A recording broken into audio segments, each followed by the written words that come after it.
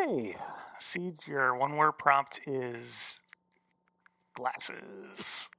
All right, here we go. 3, 2, 1. I'm donning my super cool looking orange blue light blockers. That's why I said it. They're very orange. Did you get them when you got your actual glasses? Was it like a 2-for-1 deal? No, these are just regular, like from Amazon or something. Oh, okay. Hold on one second. Hey, welcome to the Overtalking Podcast with your hosts, Ken and CJ. Say hi, CJ. Hi, CJ. This is the show where we talk over TV shows and movies, typically chosen by our guests, but just the boys this week. So we are going to be doing another Whatcha been watching. I got real glasses too. They come for us all. I now have prescription glasses that I do not wear all the time. For the first time ever. For the first time ever. I try to get rid of mine. Now I wear them more than I did before. Oh. Well, that's wild. Not great. No. First time going to the optometrist in maybe over a decade easily, I think. Oh, my. Yeah, they asked that question, and I was like, oh, it's been a very long time. And she was like, ballpark? And I was like, 10 years, probably. You forget that you have vision insurance and should probably take advantage of it. Yeah, absolutely. Did they do the glaucoma check, and they're like, whoa, it's so good. Which check is that? Where they dilate your eyes? That's where they do a little puff of air in your eye, but they don't do that anymore. Now it's just a little sensor they hold up to your eye. Oh, they probably did that. Maybe they don't do that anymore. They put some like goop in my eye that is to dilate it. Yeah, not to dilate it, to like dye it so that you can see. Like some yellow. Yeah. They were like, it'll feel a little sticky afterwards, but it'll go away. Okay. Yeah, they've done that for me too. I think they like hold a blue light up then to it and can see probably something. I think actually I'm supposed to go back to do the dilation thing. I didn't do that part, and they were like, you should probably do that. And it's like, I can't do it today. It's my lunch break. I got to go back to work. Yeah, you should probably do that if it's been 10 years. Just to check. Yeah, this past year has truly been like, gotta get this decaying body of mine in check. That's right where I'm at. I've been ignoring my cholesterol and blood pressure for a couple of years, and I'm finally like trying to make some real changes so I'm alive to see Nora graduate. That's good. Yeah. I was actually gonna ask you, unprompted of this conversation, because I like just finished dinner maybe 5 minutes before hopping on this record. So I was gonna ask, what are you guys cooking up for dinner these days? Especially with having like a baby. I know that she doesn't eat real food yet, but no, she does eat real food. Yeah, she eats what we eat. Mac and cheese. So pizza. Just cut up tiny pieces of what we eat. Basically. Oh, okay. Yeah, she can eat pretty much anything now, almost anything now. But yeah, I don't know. Today we made Meg made pork chop with some rice-a-roni and broccoli. Nice. And yesterday I made we follow Alton Brown on YouTube. Hell yeah. His latest recipe on Sunday inspired us to make that, which was chicken piccata, but with chicken thigh instead of breast. It was really, really good. Ken, we could talk food YouTube all day. I've got some recos if you want more people to follow for stuff like that. Oh, yeah. Sure. That is I am all over YouTube is my main source of content. I watch renovation stuff there. I watch random video game stuff from various varieties. A very pleasant way to like wind down for the day as I like toss on some like cooking thing. We watch it sometimes while we eat. I watch it just if I get free time, and I watch it before I go to sleep too. Like it's the number one. My YouTube Premium is like the best subscription I've ever paid for because I definitely get my money's worth for the number of ads I'm not watching. I have not given into that yet. They have YouTube Premium Lite now, which is even cheaper, where you still get ads if you watch music videos, which we rarely do. Oh. But everything else, you don't get ads for. Oh. So, okay. Yeah. Maybe that's worth considering. I truly think it's made me a better cook. I've learned so much of just like watching watching videos that start with like, I'm a professional chef and here's how I cut onions. And it's like, oh, yeah, that's a better way to do it. Cool. Nice. Yeah, I've like almost everything I've learned about home improvement is not from the TBS Very Funny TV show, but from just watching random YouTube videos, just even for fun. Like it's the best way to learn anything is visually seeing an expert do it. Yes. Are you guys on the Maine Cabin Masters train yet? What is that? Maine Cabin Masters? One of our favorite shows. Maine Cabin Master? Is this like Taskmaster, but for a Maine cabin? Not at all. It's Maine, like the state of Maine. Okay. And they renovate cabins in Maine. Ooh. Okay. That sounds right up our alley. It's incredible. It's the most pleasant. I think I've talked about it on the show before, but it is so enjoyable. There's no like drama or like fighting. It's just a very pleasant, easy watch. Oh wait, yeah, I think maybe last time Emily was on, she was talking. I can't remember, but yeah, she's the one. Yeah, I do remember. Like turned us on talking about that. Yeah, nice. It's still they're on like I don't know season 11 or 12 or something like that. It's crazy. Oh wow. Yeah, the other thing we really like watching is restoration videos. Like anything that has sandblasting is the best. You know what sandblasting is? Oh yeah, you blast it with sand. What more is there? Yeah, blast some old rust and paint off with sand. It's the best thing ever. Love it. Yeah, it's now turned into like Emily jokes about like, we could buy a tiny or like a cabin in Maine. Like the lifestyle there is so cheap out there because you're in like sort of the middle of nowhere. It was like, I don't think I want to go to one restaurant in town every time. Like I would not. I don't think I would do well in the like small town life. I don't know. Honestly, it sounds pretty cool to me. I'm afraid of change, so I'll never do that. But I think I don't know. I would think living in the middle of nowhere would be really freeing. I don't know. I think it sounds appealing, but I would worry about getting bored. I really like trying. That's what you got YouTube for. Yeah, but I want to experience the thing myself. I really like trying new restaurants and eating new food and stuff like that. And so I think that would just have the restaurant teach you how to make the food over YouTube. There's only so much same thing. Labor I want to do. That's why I'm going to the restaurants. So somebody else does the labor. That's why I pay them. Do you know Kenji Alt Lopez? Have you heard of him? God bless you. No, I don't. He's a chef.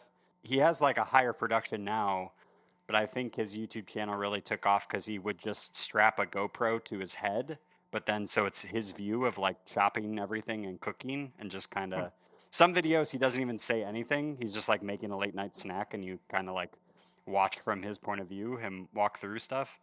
And then now he'll have more instructional videos. He sometimes contributes to New York Times cooking. He has a couple of cookbooks. Cool. I'll send you a link. Send me a link. Yeah. I've watched a couple of chef with a GoPro strapped to their head videos where it's just like someone's entire shift working at a hot dog stand. Nice. And it's just like you watch them set up, they get all the containers ready, and then they get your order, and then spray the thing on the hot dog. They had one at McDonald's too. That was pretty fun to watch. I don't know. Is that mostly just them using a microwave? Isn't that how most of the food gets cooked? It's like they put it in at McDonald's. Tray. Yeah, pretty much. Yeah, they got the little trays, but yeah, they drop the stuff into the oil and put things together. I don't know. The assembly, I guess, is you can't do that in a microwave. Right. Not yet. Yeah. Well, I like the day in a shift of bakers that really them like folding all the dough and rolling it out and assembling the little like pastry thing. It's very satisfying. Yeah. Ugh. Well, speaking of satisfying things, hopefully we're going to talk about some of the things we've been watching recently. So we're going to take a quick break and we'll be right back on the Overtalking Podcast. Hey, we're back on the Overtalking Podcast. Just the boys. We're doing the thing. We're talking about what we've been watching. Ken. Something. Yes. What you been watching? Oh, thank you for asking, CJ. Look, I had a couple things left over from last time, so this isn't super, super recent, but it is the most thing that I want to talk about. And it is. And also, no one will know that it's not recent. Doesn't even matter. That's right. Unless they look at my letterbox. You can find my letterbox at kdrisk01. Don't ask me what that Drisk means. I watched Good Boy. Which is a horror movie that takes place entirely from the point of view of the dog. Oh, yeah. We've talked about this before, right? Yeah. Mm-hmm. But yeah, I wanted to watch it. It was what I suggested to Carissa when you were out at some point. But we literally just put Bailey down that day. And I was like, hey, I don't want to watch that right now. But enough time has passed where Meg and I were like, okay, it's probably fine to watch it. And it was good. Yeah, it was really good. The dog is very talented. That's a plus. I guess I don't want to spoil too much, but like, it's not literally like you're looking out through the dog's eyes. It's like you're watching the dog do things the whole movie. Got it. Okay. But you never see like the owner's face because it's always like just out of frame. Like he's like a little too tall out of frame, which I thought was kind of interesting. But yeah, there's some sort of entity following the owner around, and the dog can sense it, but the owner can't really. And hilarity ensues. Not really, but it's but it's actually kind of scary. Like some of the situations that the dog appears to be put in. Okay, given that this is a horror movie and involves a dog, is there a part where the dog finds like a limb, like a hand or something? Like digs up a body part. Interesting. Kind of. Okay. Yeah. It was still attached. It wasn't a human part. Ew. Yeah. But I will just say, like, if you have a problem with dogs dying in movies, you're gonna be okay in this movie. I'll just say that. Oh, that's good. Okay. Phew. Yeah. That was our concern. Yeah. And you're gonna be okay. Just you don't have to worry about that. But it's worthwhile. I think it was kind of cool just to see it. The dog won an award, not an Oscar, but something for this movie. Giving dogs awards now? I guess so. Let me quickly look up what. You know what the dog won for, Ken? What's that? He was part of the crew. He was the best boy. Oh! All right, we'll end there. Thanks so much, folks. See you next week. Bye. Apparently, he won Best Performance in a Horror or Thriller at the most recent 9th Annual Astra Film Awards, which apparently he was up. Wow, he's up against Ethan Hawke and other human actors, and Indy the dog won that. That's wild. His name's Indy? Indy. His name was Indy in the movie too, I think. Like Indiana Jones? And Jones, yeah. Nice. Yeah. I gave it 4 stars out of 5 on Letterboxd. Dang. It's not the best movie, but it's cool rating. and unique. And yeah, I liked it overall. So yeah, check out Good Boy. It's on Shudder. I think it's probably on other things too, but yeah. You can rent it on all this stuff, I'm sure. I'm sure. Siege, what you been watching? Thanks so much for asking, Ken. I watched, it is very new. It's your boys, Matt Damon and Ben Affleck, are back together. Oh, they're back at it again. They're back at it again, those boys. The movie is called The Rip. It is a crime, drama, action movie. Oh. It's on Netflix. I was going to guess Apple TV Plus. It sounds like an Apple TV Plus thing. Anyway, go on. I also happen to randomly see people are clipping this part of some interview with Matt Damon where he says that Netflix told them that you have to repeat the plot of the movie 4 or 5 times to account for people on their phones.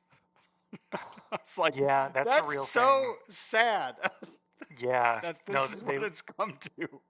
I've heard that in other contexts too, and even for like one of the shows, I don't think I talked about on this show, but Meg and I watched Welcome to Derry, which is like the It prequel series, and they also do that. I think Stranger Things does that, where they like the action happens, and then like in the next scene they say out loud what happened. Yeah. So that in case you weren't watching it and you're still on your fucking phone, you hear what happened.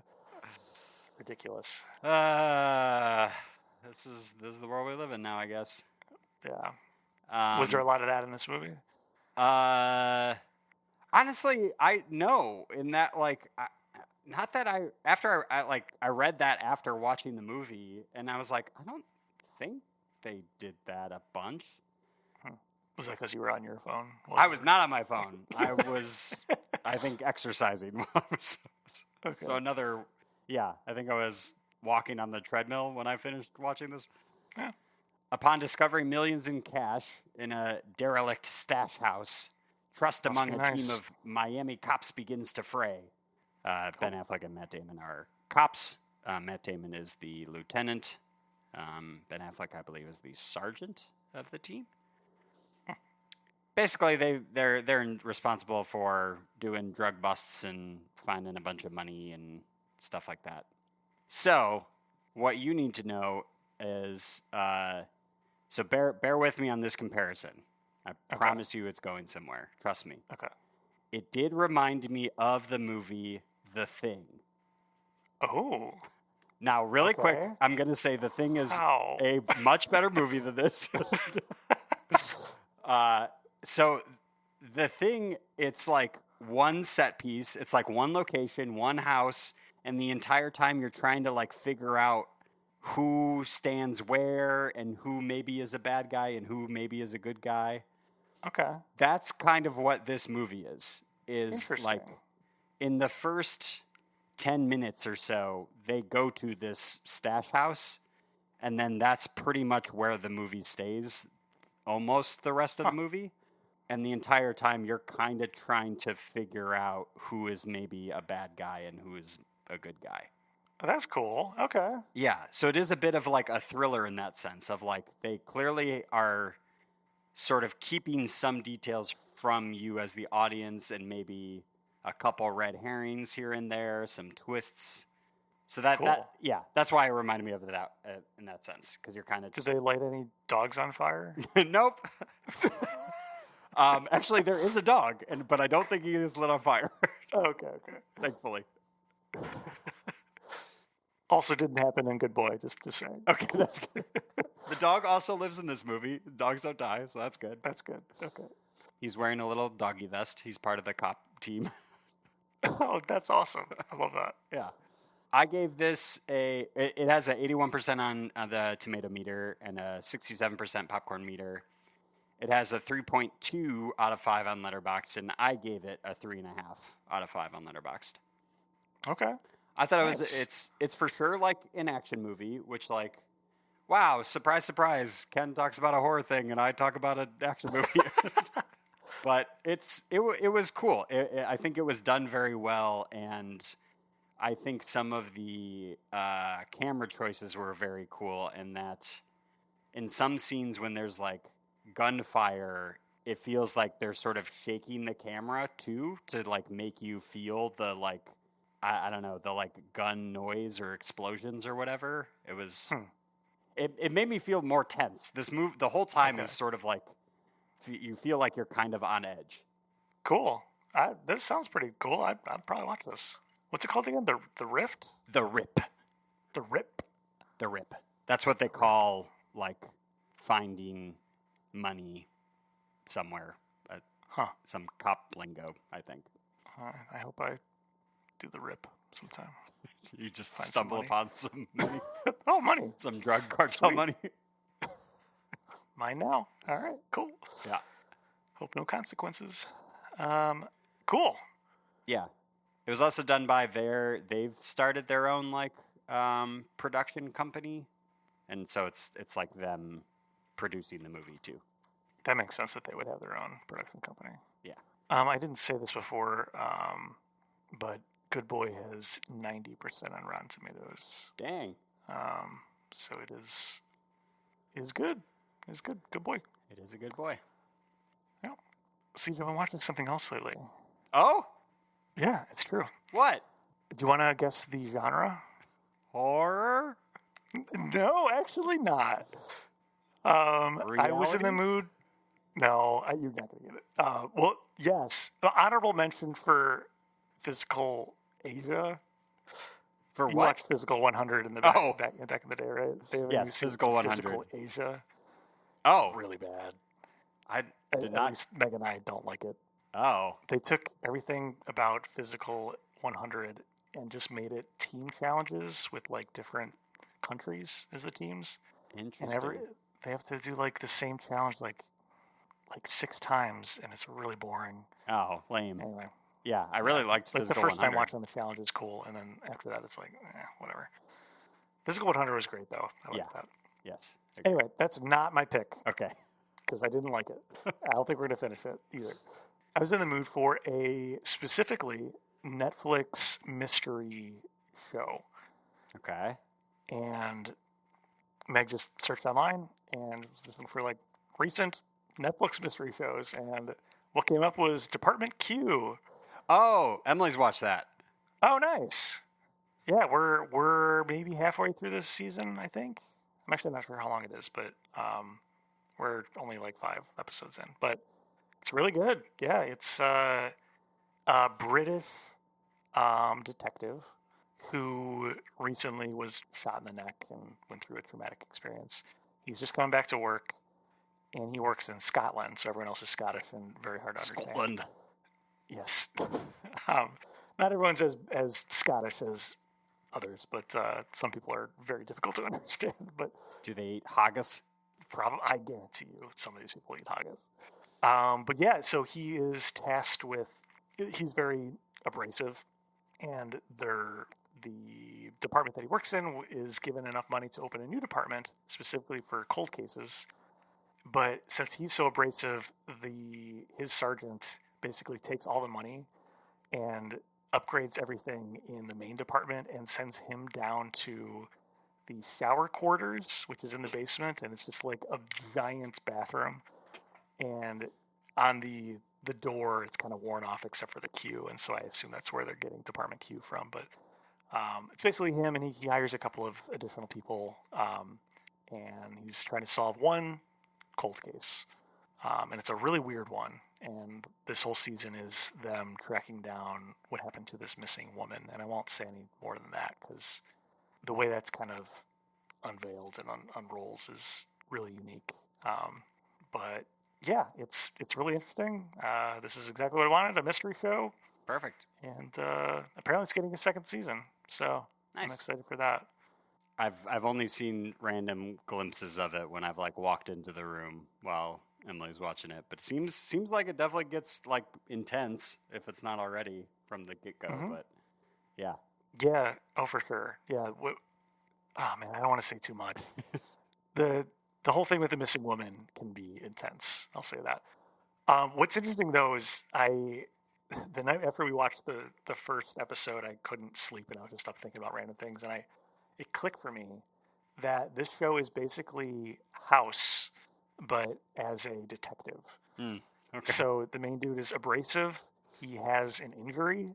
Okay. And he is smarter than everyone else. And he gets his own department specifically. And he even does weird things with tennis balls. Like he uses tennis balls as I don't know if you ever watched House, but that was something he occasionally flips around on his cane at like a softball or something. Anyway, just thought it was kind of cool. But yeah, it's great so far. I hope it'll stick the landing. It seems like a lot of people liked it. So nice. Check it out. Department Q on Netflix. Also glad that technique worked of like Google mystery Netflix show and you found one that was good. Yeah, it was weird because my parents were over watching Nora while Meg and I went out to dinner, and when we came back, we're like, we want to watch a new mystery show, and we were asking them, and they watch a lot of British television, like a lot, like almost exclusively. And we were just like, hey, have you watched any good mystery shows lately? And some of the things they were talking about were procedurals, and I was like, I don't really want that. But after we had started Department Q, my mom sent me a list, and that was on the list. And I was like, oh, sweet, cool. Nice. It's cool to hear that Emily watched it too. That's awesome. Yeah.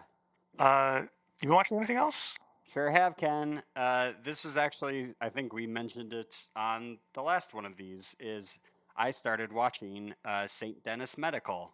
Oh, I also started watching it. You did not like it? No. Anyway, give your take first. Emily and I love it. I started watching it. I told her, oh yeah, this is definitely worth checking out. And then she the other day was like, I'm so glad I started watching this. This is so good. I feel like it's sort of hard to find just a good old fashioned comedy show in this sense. Like, it's the mockumentary style, which is fun. But even in this show, there isn't really like, oh, and then secretly these two people are in love, so we're going to follow that love story every now and then. Or like, there's this drama going on also. It's like, no, this is just kind of silly, and it's a fun group of characters, and each episode is different, and it's like, yeah, again, just a nice, pleasant show to throw on at the end of the day to get some laughs in, and yeah, I love it. All right, listeners, here's the real tape. No, I'm just kidding. I genuinely think we didn't give it enough of a chance, but Meg really didn't want to follow through with it, which I was surprised because she's the one who's usually like, we watch too much horror. Why are we watching horror again? Half joking there, but so yeah, I was like, oh, this is funny, and we put it on. And the first couple of episodes, I just think it maybe takes longer to get used to the characters, or I don't know, because it really does seem up Meg's alley. Like, to me, it felt a little bit like this other show that she really likes that's about a school in Philadelphia. Abbott Elementary? Yeah, Abbott Elementary. That's also a great show. Yeah, she loves that. But yeah, I just don't think she had the patience to pick up on these characters. But maybe we'll pick it back up at some point. I think it's worthwhile. I think the problem also was, like, we watch these kind of shorter shows while reading dinner, but now with Nora, it is not a, like, uninterrupted viewing experience. It is like we can get through like 10 minutes of maybe this, and then we need to stop and go change Nora, and then entertain her for a bit while we also try to scarf down the rest of our dinner. And anyway, that could just be why. But I keep hearing it's really, really good. I'm glad you guys liked it. In the second season, I know that one of the stars of Vanderpump Rules makes at least a cameo. Oh, so I wanted to at least get to that point. But yeah, have you gotten to season 2 yet? Yes, I have. Someone who, this is going to be descriptive enough. Someone who the surgeon guy is hitting on, who has blonde hair. She was on Vanderpump Rules. I don't know. I saw a clip of it. That's all I know. I did just watch an episode where it may have been her. I would have no idea if it was, but I maybe did see that the other night. Huh. I'm starting to see like more and more.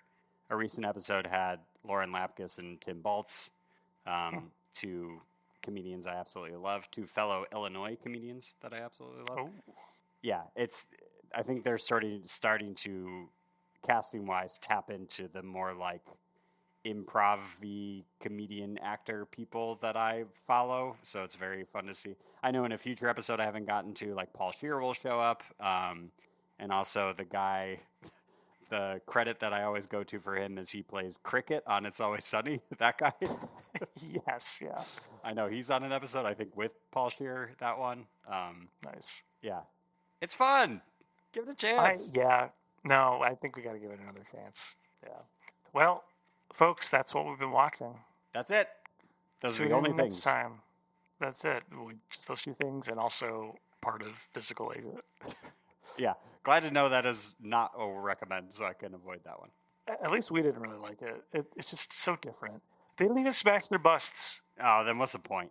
I know, exactly. As soon as we got to that point where finally, like, a team was eliminated, all they did was, like, drop everyone's busts. Not even in front of them, just, like, in a separate shot. And I'm like, all right, I'm out. Come on. They're not even smashing their busts. For those who don't know, they literally make, like, molds of everyone's torsos because, like, everyone's supposed to be, like, the most physical, fit person ever. And in Physical 100, when you're eliminated, you literally get to take a sledgehammer and, like, smash your, like, bust. Yeah. And it was really unique and weird and cool. And you bust your bust. Part of this. You bust your bust. Don't get it busted and busts. Yeah. Why take... Hey, we're going to take this show that everybody likes, but we'll change the format entirely. That'll go over well, right? Yeah. It's the same thing they did when they tried to bring Taskmaster to America. They're like, hey, this great show, we're going to change all of it. So now it sucks. But that's the world we're living in these days, huh? That's the world we're living in. Look, see, where can people find us? In case they're like, hey, what the fuck are these guys talking about? Where can I find them? You can follow me on Letterboxd at CJW, the word double, the word U. You can follow the show on Instagram and all the things at Overtalking Pod, or our website, overtalkingpod.party, or our number, USAK1591, or our email, overtalkingpod@gmail.com. That's right. And, oh no, they're here. It's the Overtalking Overlords. They're, I don't know. Anyway, they're here. I got nothing. I'm at the end. They're here to remind you, if you like to still, please go to Apple Podcasts and Spotify and rate, review where applicable. Reviews will help people find this podcast. Also, we spend no money in advertising, so if you like to still, please tell a friend and spread the word. We'd really appreciate it. Thank you. Thank you. Thank you. And as we say at the end of every single episode, who's a good boy? The best boy. The best boy. Bye. Bye. This episode of the Overtalking Podcast was produced by Ken and CJ, edited by CJ. Music by Justin Peters. Be sure to rate and review on Apple Podcasts and Spotify. And tune in next week to hear Patrick Kottner and the boys discuss Who Framed Roger Rabbit. See you then.